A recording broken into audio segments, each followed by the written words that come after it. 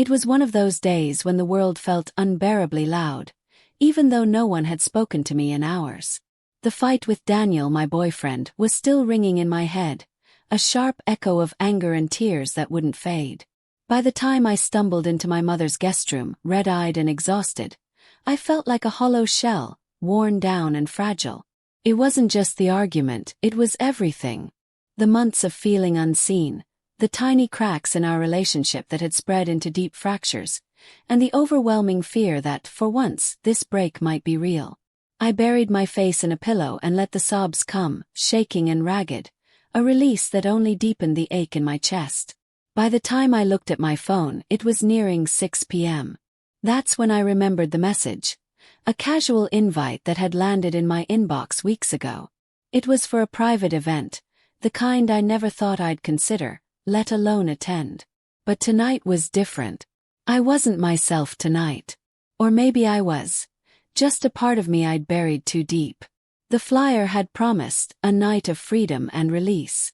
A swing party, though the term felt too light for the weight it carried. It whispered of possibilities I had always shied away from, afraid to step out of the comfortable mold of who I thought I was supposed to be. I didn't tell anyone. Not my mother, not the friend who might have stopped me.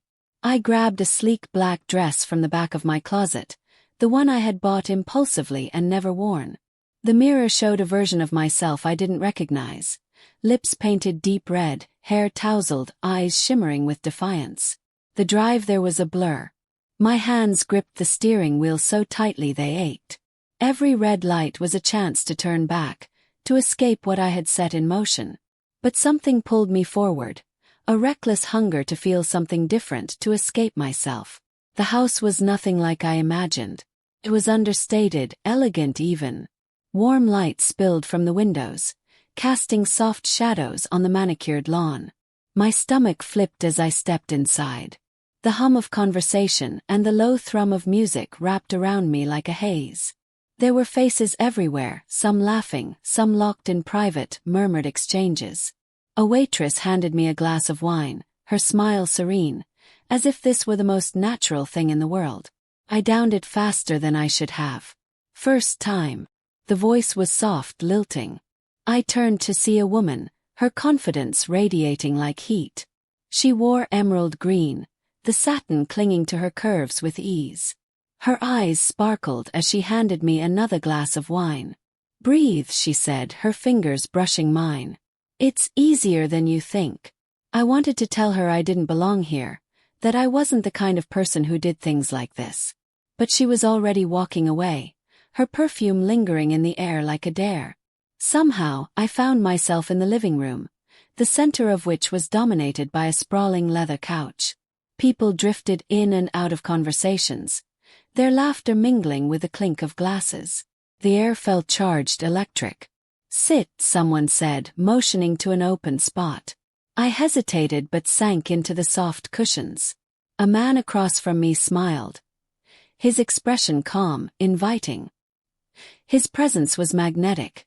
Dark hair, piercing eyes, a quiet confidence that made me hyper-aware of my every breath. "What brings you here?" he asked. The question wasn't invasive. It was soft, curious.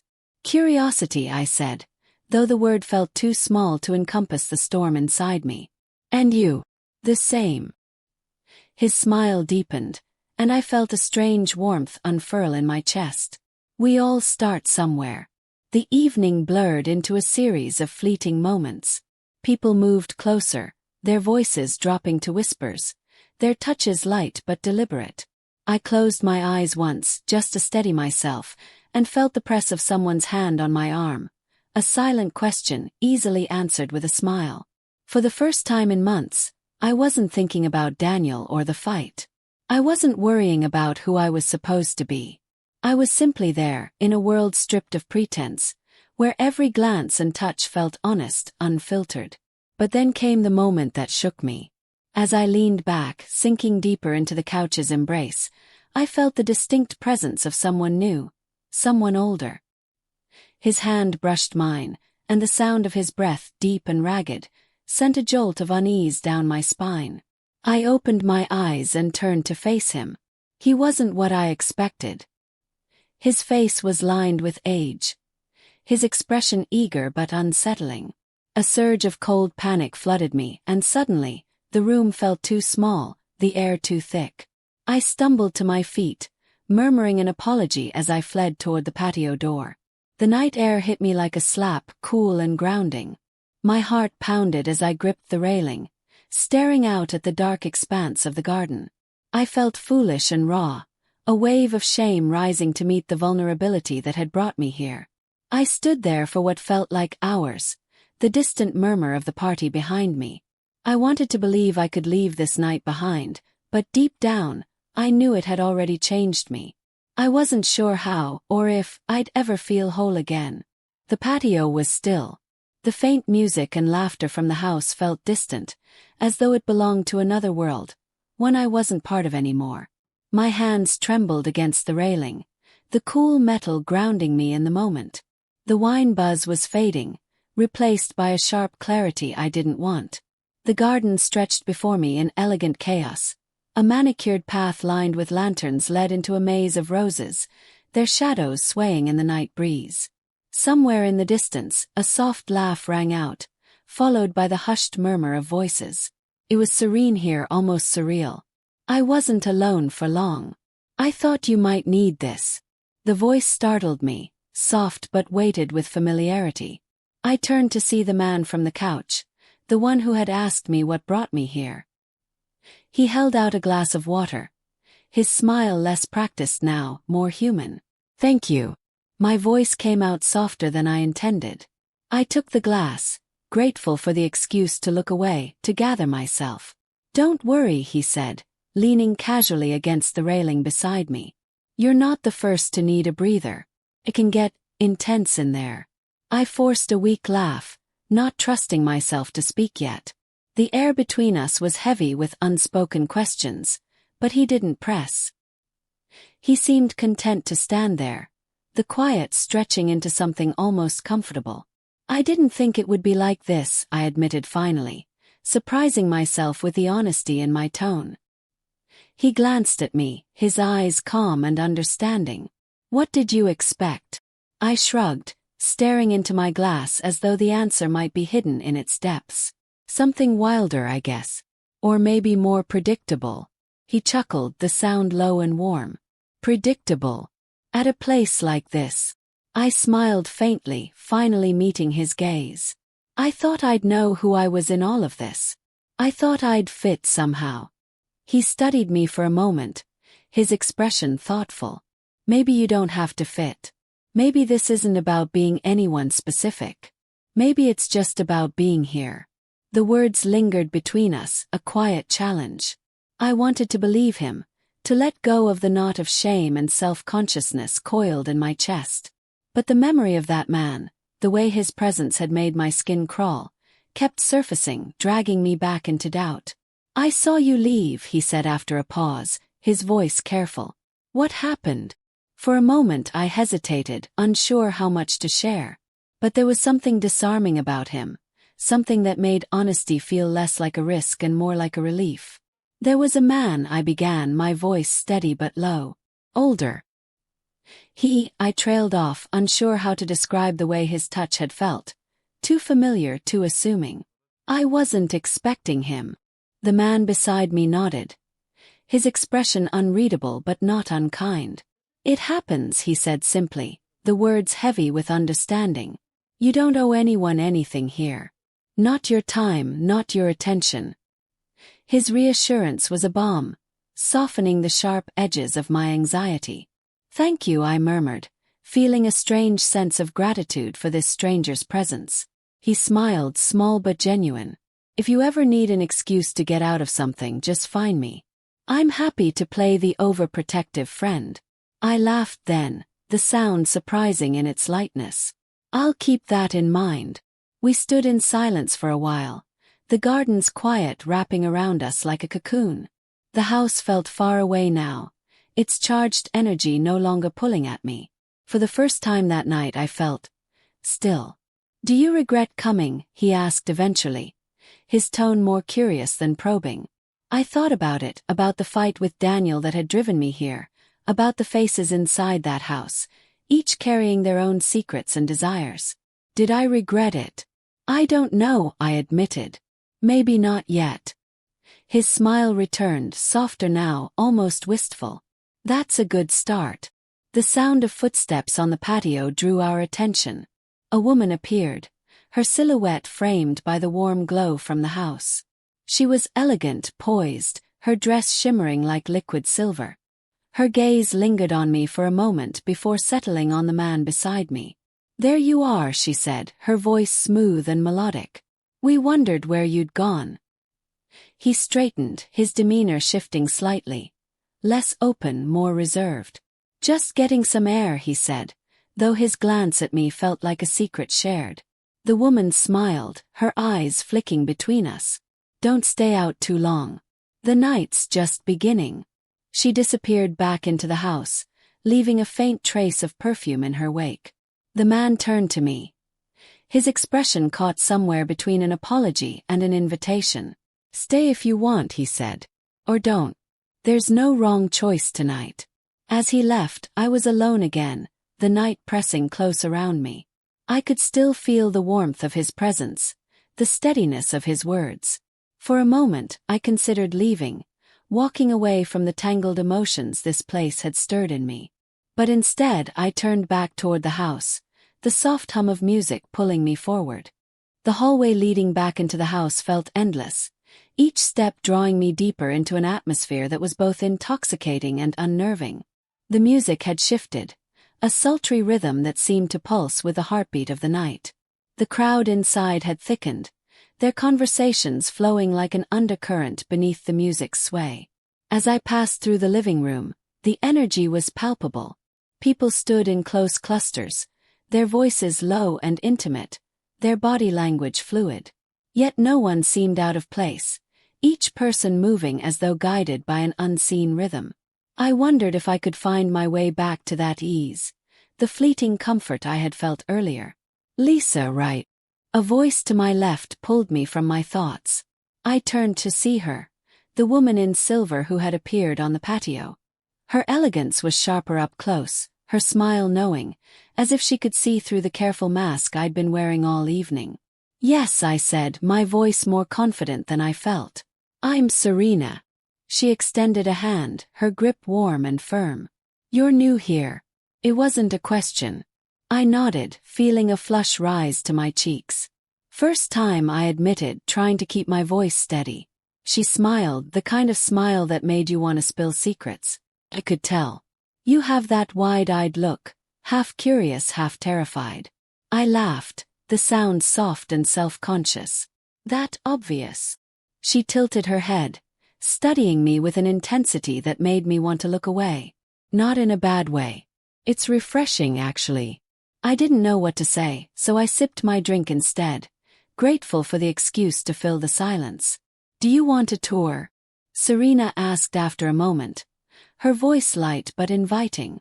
I hesitated, unsure what a tour might entail. But the curiosity that had brought me here stirred again, and before I could second-guess myself, I nodded. She led me through the house with the ease of someone who had walked its halls many times before. Each room we passed seemed to hum with a different energy. There were quieter spaces where people lounged in soft chairs, their voices mingling in hushed tones. Then there were the rooms that felt heavier, charged with something I couldn't name, where the air itself seemed to thrum. "This is where things usually intensify," Serena said as we passed a dimly lit room where shadows moved against the walls, their shapes fluid and mesmerizing. I paused in the doorway, drawn to the scene yet reluctant to step inside. It was beautiful in its way, but it also felt distant, like a language I didn't understand. Serena watched me carefully, her expression unreadable. "You don't have to go in," she said softly. "You don't have to do anything here that doesn't feel right." Her words were a lifeline, grounding me in a moment where I might have floated away. "Thank you," I said, the sincerity in my voice surprising even me. She smiled, stepping back from the doorway to continue the tour. "That's the rule here, Lisa. Consent isn't just a formality. It's the foundation." As we moved through the house, I found myself relaxing, the tension in my shoulders easing with each step.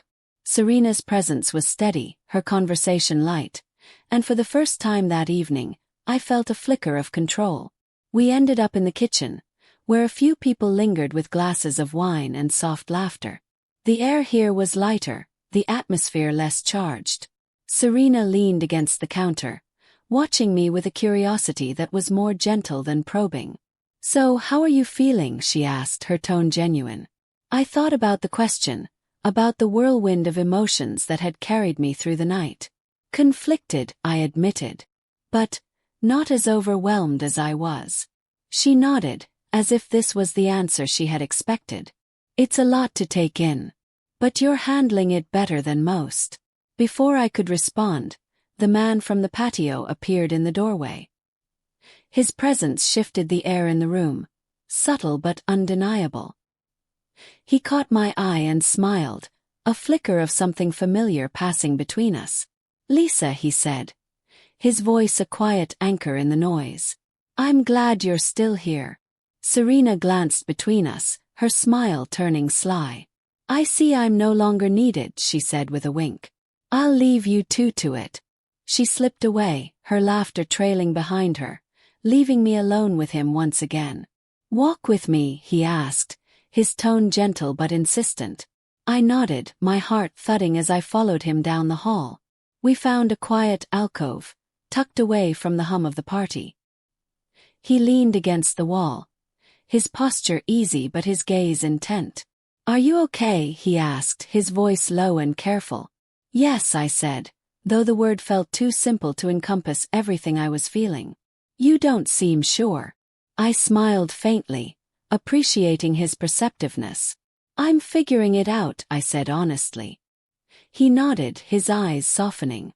"That's all you have to do." For a moment we stood in silence, the distant murmur of the party a comforting hum. I felt the tension in me loosen further, replaced by a tentative sense of belonging. And for the first time that night I let myself believe that this, whatever it was, might not be a mistake. The hours had stretched into a haze, each moment blending seamlessly into the next. Yet, as I stood on the back patio once again, the crisp night air brushing against my skin, it felt as if time had stilled. The faint hum of music and laughter from inside was a distant echo now, a world I had touched but not fully entered. The man, Alex, I learned, stood beside me, his gaze fixed on the horizon. There was a quiet between us, but it wasn't the awkward silence of strangers. It was something heavier, more thoughtful, like the pause after a confession. "I almost left earlier," I admitted, my voice barely louder than the breeze. He turned to me, his expression soft but searching. "What made you stay?" I hesitated, the question catching me off guard. I thought of the layers of reasons, the fight with Daniel, the overwhelming curiosity, the pull of something new and forbidden. But none of them felt like the real answer. "Maybe I didn't want to run away," I said finally. "Not this time." He nodded, as if he understood more than I had said. "It's easier to run. Harder to stay and face yourself." His words settled into the quiet like stones in still water, their ripples spreading outward. I realized he was right. This night wasn't about the people I had met or the choices I had made. It was about the part of me I'd been too afraid to face. "I don't know if I belong here," I said, my honesty surprising even me. He smiled faintly, his eyes thoughtful. "Belonging isn't something anyone else can decide for you. It's something you find for yourself."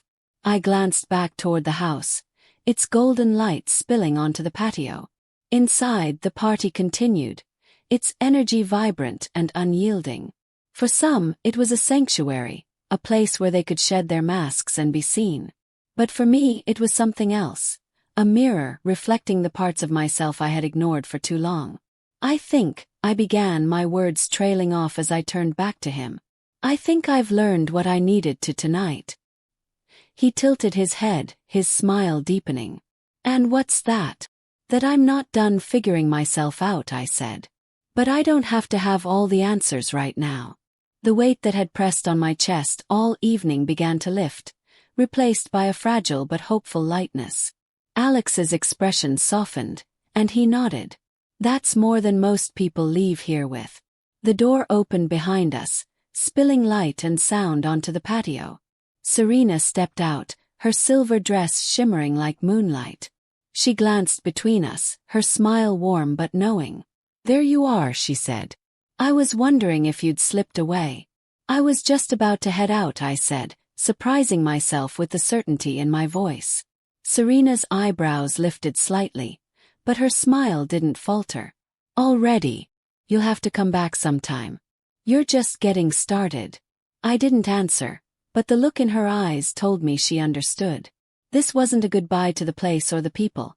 It was a goodbye to the version of myself who had walked through the door hours earlier, scared and uncertain. "Thank you," I said, meeting her gaze. The words were simple but heavy with meaning. She nodded, her smile softening. "Take care, Lisa." Alex stepped back, giving me space but offering one final, quiet look of encouragement.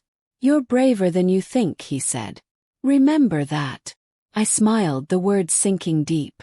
Then, with one last glance at the house, I turned and walked away. The drive home was different this time. The roads felt less like a blur and more like a path, a choice I had made rather than an escape. My mind wasn't racing anymore. Instead, it was calm, quiet, like the surface of a still lake. When I reached my apartment, I hesitated for a moment before stepping inside. The space felt unchanged, but I wasn't. I poured myself a glass of water and stood by the window, staring out at the city lights. For the first time in months, I didn't feel trapped. I didn't feel lost. I didn't know what would come next, whether Daniel and I would fix things, or whether I'd ever return to a place like that house. But I knew this. I had taken a step forward tonight. And for now that was enough.